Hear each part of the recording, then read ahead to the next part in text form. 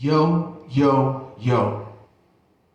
Welcome to the Roller Coaster Show, where every day there's a brand new thrill ride in this theme park that we like to call America.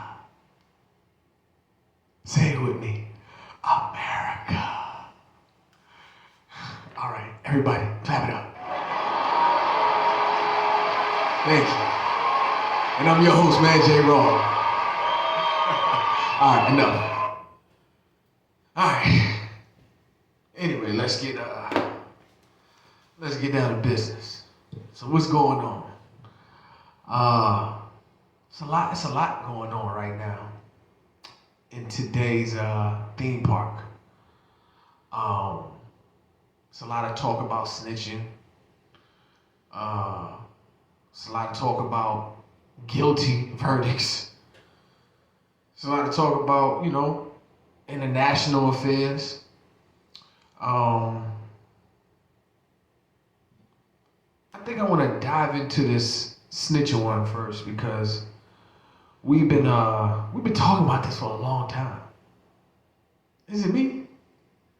I mean, I just feel like we've been talking about snitching for a long time. And snitching is old. Like, snitching been out for a long time. Like, y'all been snitching on each other. Street people. Because the only people that can be snitches is street people. Every snitch in history has been a street individual. Let's just get that out the way. So, y'all been snitching on each other for a long time. Like, isn't it old by now? Isn't that like an expectation? If you're doing dirt with somebody else, shouldn't you already have that expectation that somebody gonna snitch on you? I mean, seriously. If you doing dirt and you doing stuff that potentially could land you in the penitentiary, so you taking penitentiary chances around other people, and you just keep trusting that nobody's gonna tell on you if they ever put in that predicament. You see what I'm saying? It don't add up. Cause in my opinion, I'm like, yo, if you're doing dirt and you live in that street life, you should expect to get snitched on at this point. Cause we don't have no examples where dudes are, doing dirt and then not telling on each other. Like time and time again, it shows that if dudes is gonna snitch on each other.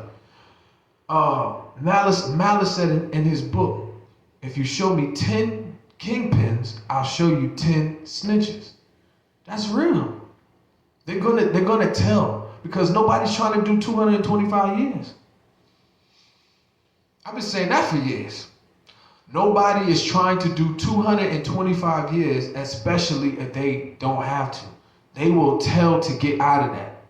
You know what I'm saying? Let's peel back the layer of the whole don't snitch policy. Like, first we gotta understand that was created by a bunch of young men who had no guidance, who had no father figures. This was their code. But it's like, what's the code of thieves? You know what I'm saying? Like, your whole foundation is built on, robbing, killing, hustling, or whatever crimes you commit. But it's a criminal base that you have. So I don't know I don't know where you think it's gonna go. So my other thing is like, how much sympathy are we supposed to have for somebody getting snitched on? Let me make that clear. I'm gonna break it down. You a gangster. You kill, you steal, you what's the word? Not extort. You extort. You know what I'm saying? You take. You're a destroyer. You're a gangster, right? That's what you do. How much sympathy are we supposed to have for you when you get snitched on? I'm just saying, bro. Like, how much sympathy are we really supposed to have for you when you get snitched on? Because you don't got sympathy or mercy for nobody else, though. You know what I'm saying? So like, what are we supposed to feel for you? You know, I mean, for real, I feel bad for you. I feel bad for your family. I feel bad for your mom. I feel bad for your kids. You know what I'm saying? I feel bad for the mother of your children, even though she should have known better to deal with you in the first place. But that's a whole nother story. I feel bad for them though. You know what I'm saying? Because they're gonna have to live with your choices. You know? So like, I don't know how much sympathy we supposed to give you. You know what I'm saying? So it's just like, you made that bed, you gonna lay in it, you know. And this to break it to a spiritual level, man. Just understand this. Just understand this. When you get snitched on, that's the Most High giving you judgment, because you're not gonna get away with it. I don't care how gangster you think you are, or how in the streets, or how popular you are, or how popping you are. None of that matter. When you do dirt like that, you're gonna have to pay for it. You're gonna be held accountable. The Most High is gonna hold you accountable. So when you get snitched on, it's because the Most High is holding you accountable. Point blank, period. So again, how much sympathy am I supposed to have for you when you get snitched on? So like, when I hear these adults that go to work every day, you know, talking about, oh, well, so-and-so should have lived by the no snitch code and this and that, da-da-da. Y'all gotta realize, y'all sound foolish. You sound very, very foolish. You know what I'm saying? It don't make no sense. It don't add up. Because it goes against everything you represent. You know? Because you wouldn't do that. And you wouldn't advise your children to do that either. You see? You're just caught up in the hype of music and the hype of the myth, the street myth. You know? I seen dudes, organizations, criminal organizations, all get locked up. They all snitched on each other. And they all got out of jail. Like, that's real. Like, they all got out of jail because they snitched on each other. You know what I'm saying? Like, if they didn't snitch on each other, they probably would still be locked up. Who knows? And I'm not advocating snitching. I'm more than anything, I'm advocating don't do dirt, period. You know what I'm saying? Grow up, do something real, do something legit. You know what I'm saying? Take care of your business, be responsible, be accountable. You know what I'm saying? Do something to build towards the community, not destroy the community. You know? So do things to avoid you ever becoming a snitch or you getting snitched on. And I'm in a space where I'm like, I don't have no respect for that. I don't have no respect for people that's, you know what I'm saying, violating the community, and then, you know, expect to get treatment or special treatment, like they're not gonna reap what they sow. Like, nah, bro, you're gonna get everything you sowed, bro. You take penitentiary chances, you're gonna get penitentiary time. Point blank, period. So I don't understand, like, why we so crazy about this no snitch. You know what I'm saying? So like Gunna, perfect example. He cooperated. You know why? Because he ain't about to do all the time for y'all. He ain't about to do all that time to make y'all feel good. That ain't gonna make y'all. That ain't gonna do nothing for him. He did what he had to do for his kids. See, that's real life hitting. That's grown man talk. He did what he had to do for his kids. It's every man for himself, survival of the fittest. You know what I'm saying? It's unfortunate that his homie was in a crossfire of that. But at the end of the day, you know, I don't know the ins and outs of that case. But I'll say this. That man made that decision because at the end of the day, it's not about being cool in front of us. You know what I'm saying? He had to let his ego die. His ego died when he got up on that court and pled out. You feel me? His ego died. He had to kill his ego. A lot of us need to kill our egos too. I say us because myself included. You know? Because that ego, when you let that ego walk in front of you, it'll have you stumbling. You'll be making all kind of reckless decisions. You know, but when that ego die, that ego start thinking about what's really important, That's what had to happen to him. He been sitting in that jail cell reflecting on life. That ego been slowly dying because all that flashing, all the lights, all the cameras, all that he was living, that didn't mean nothing no more. Having your kids hug you, that's what means something, man. You can't do that from a jail cell, man. You think he gonna give that up for y'all so he can be cool for y'all? Nah, it don't work like that. It don't work like that. Again, you show me 10 kingpins, I'll show you 10 snitches. And that go for the top all the way down. Because nobody's trying to do 225 years if they don't have to. Especially not to look cool in front of y'all. Only an idiot will. An idiot will. An idiot will do it. He'll sacrifice himself just so he can be cool for 20 minutes. You know what I'm saying? That's what's going to happen. An idiot will sacrifice himself about, sacrifice his name, and he gonna be cool for about 20 minutes until the new TikTok dance come out, and then everybody forget about him.